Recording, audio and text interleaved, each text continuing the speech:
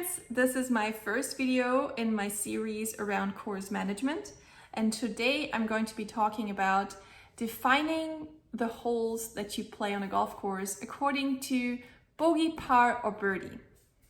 And what this does is set your expectation, a realistic expectation of what you can achieve on that hole according to your skill level. So when I played on tour, and I'm going to again next year, which I'm very excited about, I went through my practice round and I would mark at the top right-hand corner of my yardage book whether that hole is going to be a par or birdie hole. Now for you, I'm including bogey because maybe you're a 15 handicapper and bogey right now is a reasonable score for you until you get better. So when I marked down a par hole, what that meant for me is that I'm going to approach it with a little bit more careful or a little bit more conservative strategy. I might just hit 3-wood off the tee if the fairway got more narrow where my driver would land.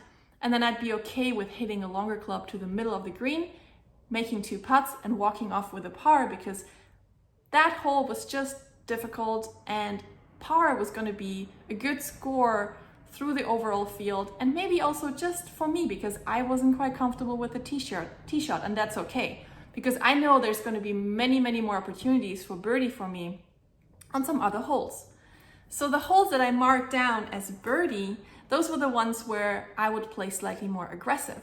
I would take the driver and then I would aggressively attack the pin because maybe I only had a pitching wedge into the green, and that's kind of a green light for me, go zone. We want to go at the pin and make birdie. Now, that doesn't mean you will always get the score that you set out for, but it does define the strategy for you and the reasonable expectations for you. So I would highly suggest that you try this as well.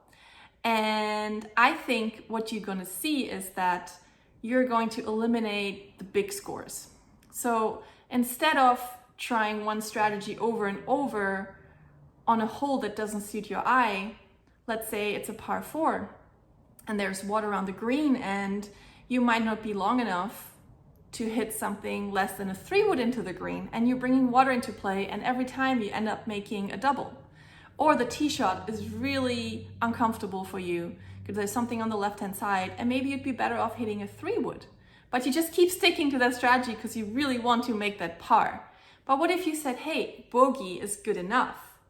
So you might tee off with a 3-wood or a 5-wood even to a spot that's wider where you're more comfortable. Then you might lay up and give yourself a wedge into the green.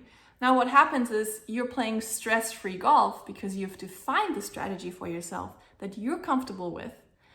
And then you have a wedge in and you have 2 putts. Or maybe you'll even sink the putt and make an accidental par. And that's great.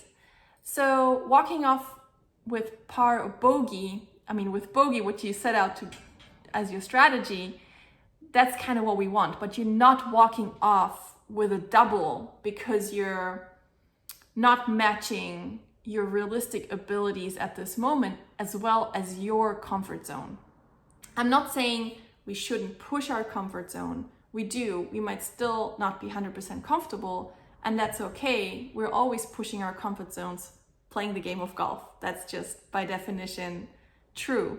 But I think we're creating a structure around our expectations and we're eliminating big numbers.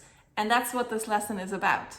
So go define your holes and let me know how it goes. Let me know how your scores improve, and I will see you in the next video. Thank you.